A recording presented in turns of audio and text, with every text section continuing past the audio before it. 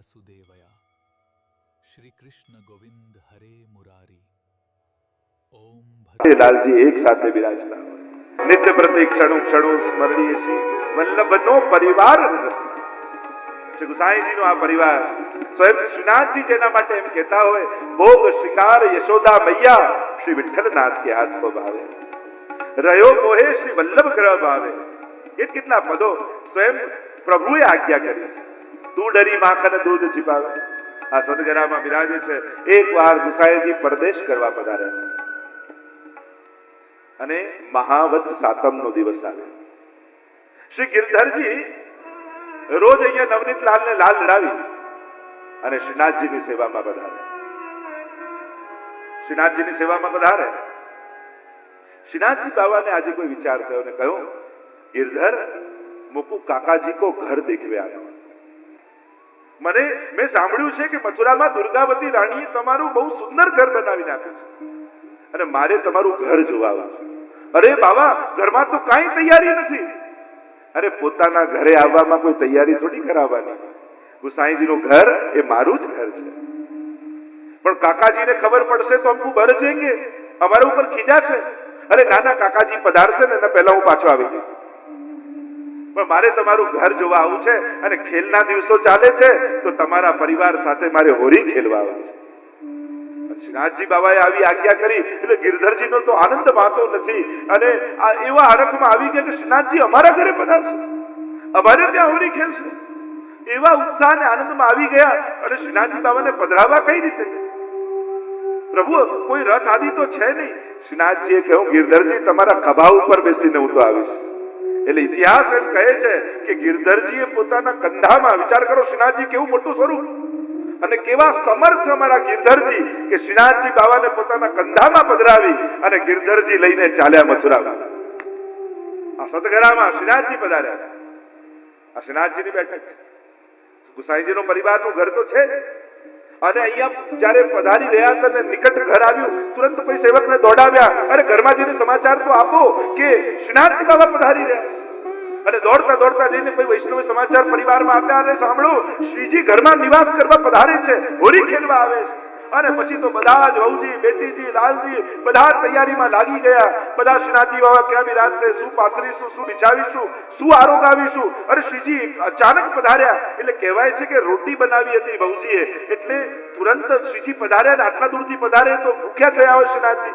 હવે તુરંત નવી સામગ્રી ક્યાંથી બનાવી એટલે ઉપર ઘી લગાડીને પૂરું ભૂરક્યું એટલે આપણે ત્યાં કહેવાય એ દિવસે ખરમંડાની સામગ્રી ઠાકોરજીના એ મહાવત સાતમના દિવસે ખરમંડા પ્રભુ આરોગે કે તુરંત ખરમંડા સિદ્ધ કરી અને એના ઉપર પૂરો ઘી લગાવી અને શ્રીજી પધાર્યા અને તુરંત એમને ભોગ થયો શ્રીજી કે હું તો તમારી જોડે હોરી ખેલવા આવ્યો છું અને રોજ નિત નવીન ખેલ થાય મથુરાના જેટલા ખેલો હોય એ રાસધારીઓને ખેલવાળાઓને રોજ શ્રીનાથજીની સન્મુખ બોલાવવામાં આવે અને જુદા જુદા ખેલો થાય અને શ્રીનાથજી બાબા એટલા પ્રસન્ન થાય ગુસાઈજીના પરિવારનો આનંદ માતો નથી કે આવી કૃપા અમારા પર થઈ છે શ્રીજીએ પોતાના અમને ગણ્યા અમારું ઘર પોતાનું ગણ્યું અમે શું શ્રીજીને આપ્યું પોતાનું જે કાંઈ હતું એમ ઇતિહાસ લખે છે એ બધું જ શ્રીજીને સમર્પિત કર્યું આ શ્રીનાથજીમાં જે વૈભવ દેખાય છે ને એ કેવલ વૈષ્ણવે ધરેલો જ નથી સૌથી પહેલા તો ગુસાઈજીના પરિવારમાંથી એ વૈભવ આવે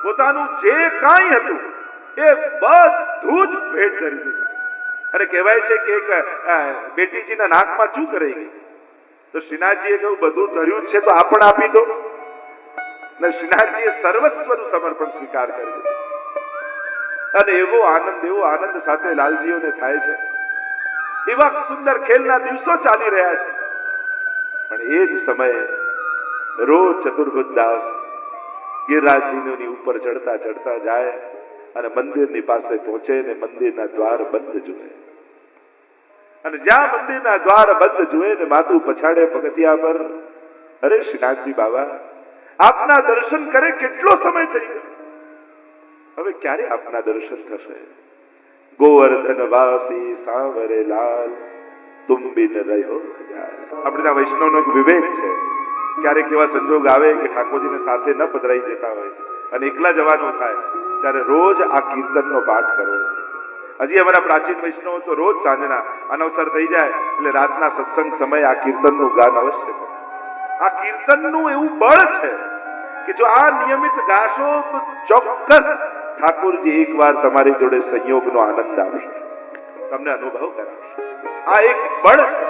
અને જ્યારે ચતુર્ભુજ દાસનો વિરહ આવો ઉત્કટ થયો એટલે શ્રીનાથજીનું મન હોલી ખેલતા ખેલતા ગિરધરજીને શ્રીજીનું મુખ ઉદાસ દેખાયું. બાબા, રોજ આટલા આનંદથી હોલી ખેલો છો, રોજ નવા નવા ખેલ આપ જુઓ છો, આજે આપનું મુખ ઉદાસ કેમ છે? અને ત્યારે શ્રીજીએ કહ્યું, ગિરધર અબ મૂકું વાપસ જાનો, મારે હવે પાછા જવું છે. અને એટલામાં તો સમાચાર આવ્યા કે ગુસાઈજી પાછા પધારી રહ્યા છે. અને નરસિંહ ચતુર્દશીના દિવસે જ્યારે ગુસાઈજી પાછા પધારતા હતા એ જ સમયે ગિરધરજીએ વિનંતી કરી કે બાબા જૈસે પધારે તૈસે વાપસ મેરે કંધા पे બિરાજ જાઓ. જેમ એક નાનકડા બાળકને એનો પિતા ખભા ઉપર ઉચકીને જેમ લઈ જતો હોય એમ ગિરધરજી શ્રીનાથજી બાબાને પોતાના કંધા પર પુનઃ બિરાજમાન કર્યા. અને ઉતાવળે અરે કાકાજી પધારશે ને એમને ખબર પડશે તો ઉતાવળે શ્રીનાથજીને નરસિંહ ચતુર્દશીના દિવસે પુનઃ ગિરિરાજજીની ઉપર ગિરધરજીએ પધરાવ્યા. અને એટલા માટે નરસિંહ ચતુર્દશીના દિવસે 2 વાર રાજભોગ ઠાકોરજીના આવે સેવાક્રમમાં. કારણ કે અહીંયા પધાર્યા અને અહીંયા રાજભોગ સિદ્ધ કરી નારો ગાવ્યો. અને ગુસાઈજી પધાર્યા અને એમને ખબર પડી કે શ્રીનાથજી અહીં પધાર્યા. પેલા તો વર્જ્યા કરે આવો શ્રમ શ્રીનાથજીને કરાવ્યો. ત્યારે કહ્યું, કાકાજી ક્ષમા કરજો, શ્રીજીએ પોતે આજ્ઞા કરી. અને આ સાંભળતાની સાથે ગુસાઈજીના નેત્રો ભરાયા કે શ્રીજી કેવા કૃપાળુ છે. અમારા પરિવારને પોતાનો જાણી, અમારા ઘરને પોતાનો જાણી અને શ્રીજી કૃપા કરવા પધાર્યા હતા. તો આ સદગરાના દર્શન મથુરાની અંતરગ્રહી પરિક્રમા હોય, જ્યારે પણ મથુરા જાઓ ત્યારે સદગરામાં જરૂરથી દંડવત કરવા જજો.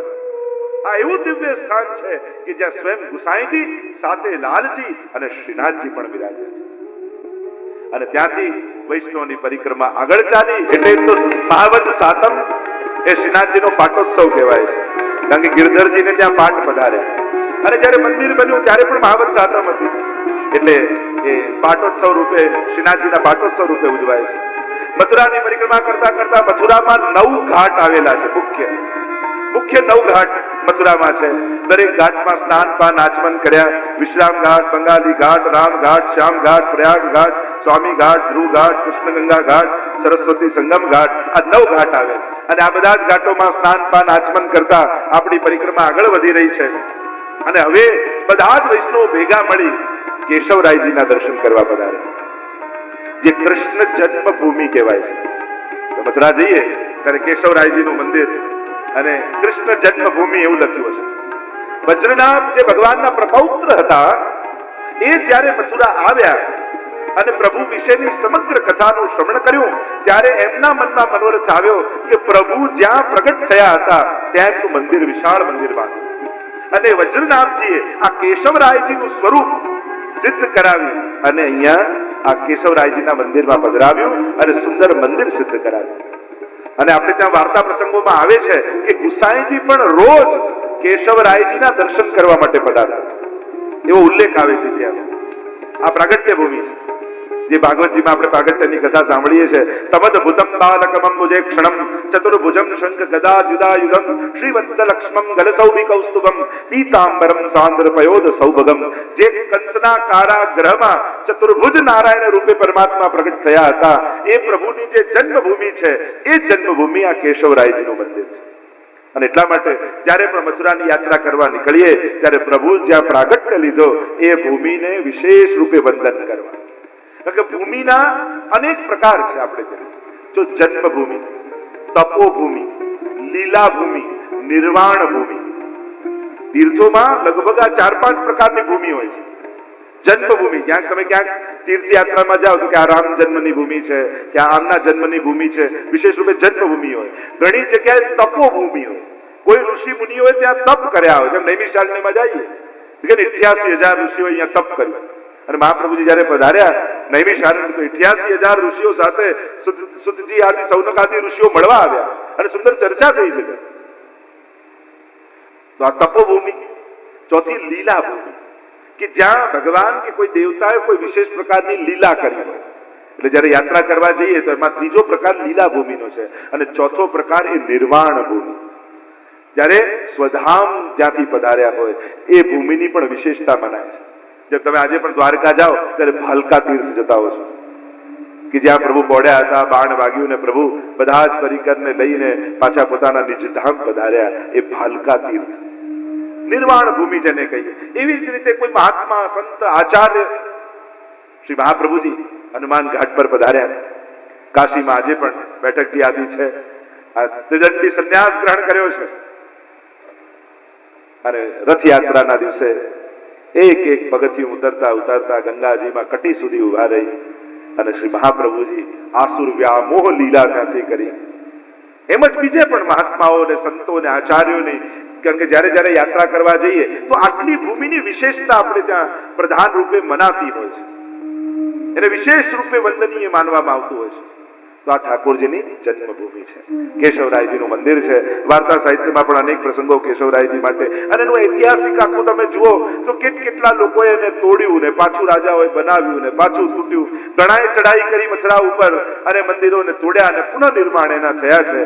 એવા આખો એક ઇતિહાસ આ કેશવરાયજીના મંદિરનો મળે છે, પ્રાચીન ઇતિહાસ. વૈષ્ણવો કેશવરાયજીના મંદિરમાં વંદન કર્યા અને આપણી અંતરગ્રહી પરિક્રમા આગળ વધી. આપણી પરિક્રમા આવી દુર્વાસા મુનિના આશ્રમમાં. દુર્વાસા મુનિનો આશ્રમ છે. એમ તો દુર્વાસા મુનિ એમના ક્રોધ માટે બહુ જાણીતા. ઘણા લોકો એવા હોય સમાજ, જો ઘણા દાન માટે પ્રસિદ્ધ હોય, ઘણા એમના પ્રસન્નતા માટે પ્રસિદ્ધ હોય, ઘણા એના હાસ્ય માટે પ્રસિદ્ધ હોય કે આના જેવું હશે કોઈ નહીં, આને હાસ્ય બહુ સરસ. એમ ઘણા એના ગુસ્સા માટે પણ પ્રખ્યાત કે આને તો બોલાવાય જ નહીં. ના છૂટકે જ લોકો એની પાસે જાય. ઘણા હોય ને, આપણું જ ગ્રુપ હોય પણ કોઈનાથી બધે જ ચાન્સ કરી લે, ના થાય છેલ્લે એની પાસે જાય કે આને છેડછેડાય. એમ દુર્વાસા મુનિ પ્રાય પુરાણોમાં એમના ક્રોધ માટે બહુ જાણીતા, પણ બહુ તપસ્વી ઋષિ છે, સાધારણ ઋષિ નથી. સ્વયં અનેક અમરીશ રાજાની કથામાં તમે જુઓ, અહમ ભક્ત પરાધીનો કૃત્યા છોડીને જ્યારે સુદર્શને પીછો કર્યો, ઘણા એવા પ્રસંગો, દુર્વાસા મુનિના ઘણા એવા શ્રાપ આપવાના પ્રસંગો આવે છે. તો દુર્વાસા મુનિનો આશ્રમ છે, ત્યાં પણ વંદન કરે, મોટા તપસ્વી છે. એવી કથા પણ આવે છે વ્રજલીલામાં કે પ્રભુએ એકવાર ગોપીઓને મળવા બોલાવ્યા. મળવા તો બોલાવ્યા પણ પ્રભુ જ બહુ મોડા આવ્યા. ગોપીઓ રાહ જોઈને થાકી ગઈ. ત્યારે ગોપીઓએ પૂછ્યું કે પ્રભુ આટલી વાર કેમ થઈ, આવું તો મોડું ક્યારે આપને નથી થતું. ત્યારે ઠાકોરજી કહેવા લાગ્યા, પ્રભુ કહેવા લાગ્યા કે મારા તો ગુરુ આવ્યા છે સામે પાર, અને એમને હું વંદન કરવા માટે ગયો એટલે મોડું થઈ ગયું. કે આપ તો પોતે જગત ગુરુ છો, કૃષ્ણમ વંદે જગત ગુરુ, ને આપના ગુરુ કોણ? કે દુર્વાસા મુનિ, બહુ મોટા તપસ્વી છે. અરે તમે પણ એમની સેવા કરો તો તમને પુણ્યની પ્રાપ્તિ થશે. તો કે કઈ સેવા કરીએ? તો કે સવારથી બિરાજ્યા છે, એમને ભોજન આદિ કરાવો. અને ગોપીઓને થયું કે ભગવાનના ગુરુ આવ્યા છે તો લાવ એમના માટે કઈ ભોજન આદિ સિદ્ધ કરીએ. અને સુંદર વિવિધ પ્રકારના પકવાનો સિદ્ધ કર્યા અને ગોપીઓ બધા પકવાનો લઈને જવા લાગ્યા. યમુનાજીના પાર દુર્વાસા મુનિ મુકામ કર્યો છે, પણ જોયું તો યમુનાજીમાં પૂર આવેલું છે અને એટલા મોટા ઊંચાઈથી યમુનાજી વહી રહ્યા છે કે આમાં તો ડૂબી જવાય. આમાં ભોજન લઈને પાર કેમ જવું? પ્રભુ પાસે આવ્યા, ગોપીઓને કહેવા લાગ્યા કે આપણે કહ્યું સેવા કરો, પણ સેવા કરવી કઈ રીતે? ભોજન સિદ્ધ બધું જ કરી લીધું, પણ સામે પાર જવું કઈ રીતે? યમુનાજી ઉછાળા મારી રહ્યા છે. અને ત્યારે કોઈ ઉપાય આપ બતાવો. ત્યારે ઠાકોરજીએ કહ્યું કે યમુનાજીના કાંઠે ઉભા રહો અને યમુનાજી આગળ એટલું બોલો કે જો કૃષ્ણ બાલ બ્રહ્મચારી હોય, નિષ્કામ હોય તો મને માર્ગ આપો. ગોપીઓ કહે અમારી જોડે રાસ રમ્યા છે ને બાલ બ્રહ્મચારી. અરે હું મંત્ર આપું છું એ કરો, બીજી ચર્ચા ન કરો. યમુનાજીના કાંઠે આવ્યા અને ગોપીઓ બોલ્યા લાવ પ્રભુએ કહ્યું તો ઉપાય તો કરી જોઈએ, અને કહ્યું જો કૃષ્ણ બાલ બ્રહ્મચારી હોય, નિષ્કામ હોય તો અમને માર્ગ આપો. અને જ્યાં આટલું બોલ્યા યમુનાજીએ માર્ગ આપ્યો.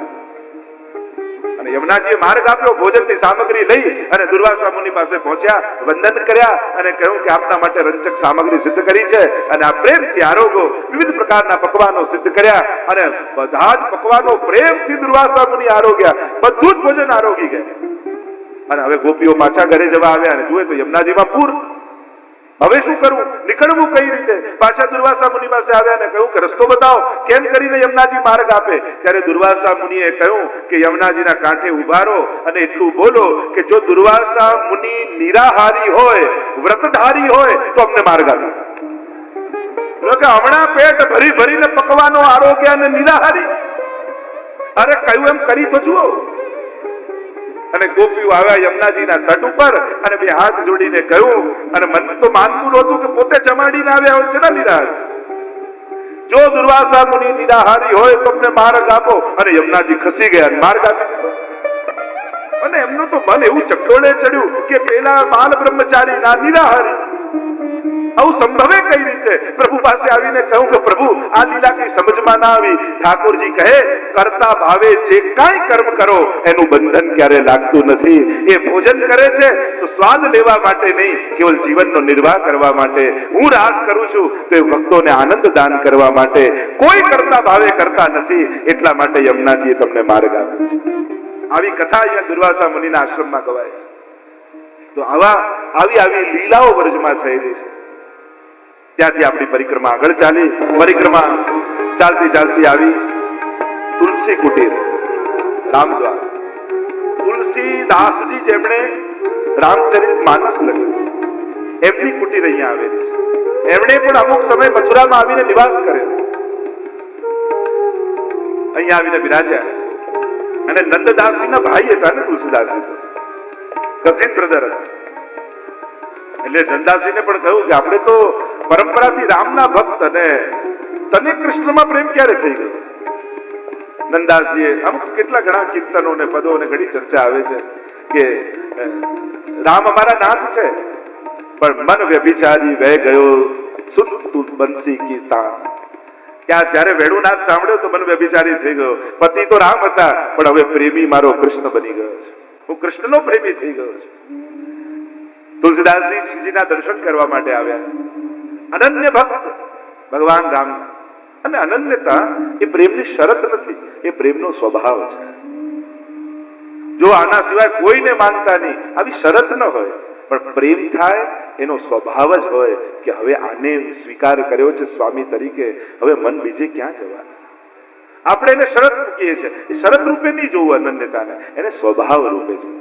પ્રેમનો નેચર છે અનન્યતા. અને તો જ પ્રેમ થયો કહેવાય, નહીં તો આકર્ષણ કહેવાય, નહીં તો મોહ કહેવાય.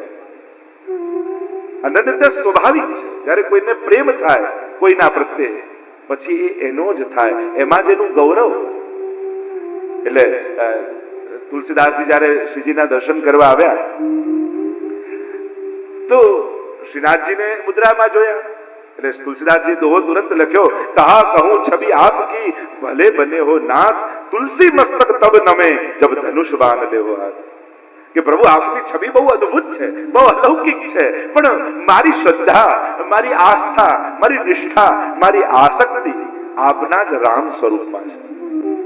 અને કહું મુરલી કહું ચંદ્રિકા કહું ગૌવન કો સાથ और अपने जन के कारणे कृष्ण भय रघुनाथ. ઠાકોરજીએ મુરલી ફેંકી, હાથમાં ધનુષ બાણ લીધો અને રામ બનીને તુલસીદાસજીને દર્શન આપ્યા. અને એ નિષ્ઠા હોય ને એના જ નામ ઇતિહાસમાં લખાય. એ જ ભક્ત કે કોઈ એવા ભક્તની કથા સાંભળી છે કે સોમવારે આ કરતો, મંગળવારે આ કરતો, બુધવારે આ કરતો, ગુરુવારે અહીંયા જતો, શુક્રવારે આ કરતો, શનિવારે આ ચડાવતો, રવિવારે આમ કરતો અને બહુ મોટો ભક્ત બન્યો? કોઈ એવા ઇતિહાસમાં એવા ભક્તનું ચરિત્ર સાંભળ્યું જે રોજ નવા ભગવાન ગોતવા નીકળે વાર પ્રમાણે? ઘણા તો વારે વારે નવા ભગવાન. અરે વારો નીકળી જશે અમારા, એક સચવાઈ જાય તો એ ઘણો છે. મને તો ઘણી વાર આપણાથી એક નાનકડા લાલન નથી પૂરેપૂરા સચવાતા. લોકો વારે વારે જુદા ભગવાનને સાચવી કઈ રીતે લે છે? દરેક વારે જુદા. અને એટલા માટે શાસ્ત્રોનું થોડું અધ્યયન કરી ક્યાં કોને આમાં નિષ્ઠા રાખી, કઈ રીતે ભક્તિ કરવી, એનો થોડો વિવેક જરૂરી. આદર તો બધાને છે, બધા જ વંદનીય છે, બધા જ સ્તુત્ય છે, બધા જ આદરણીય છે. અનન્યતાનો અર્થ બીજાનું અપમાન પણ નથી થતો. અનન્યતાનો અર્થ આપણે પછી એવું કદરૂપું અનન્યતાના શબ્દને બનાવી દીધું ને કે લોકો એને કારણે જ નિંદા કરવા લાગ્યા વૈષ્ણવ. અરે અનન્યતાથી ગૌરવ. કોઈ પતિવ્રતા સ્ત્રી હોય એના માટે બધાને ગૌરવ થાય, એનાથી એનું ગૌરવ વધે છે, એટલે શરમ ના આવે. પણ એ પાતિવ્રત ધર્મને તમારે સમજાવવું પડે. એમ જ્યારે પાતિવ્રત યથા વ્રજ ગોપિકાના ભક્તિ કઈ રીતે કરાય,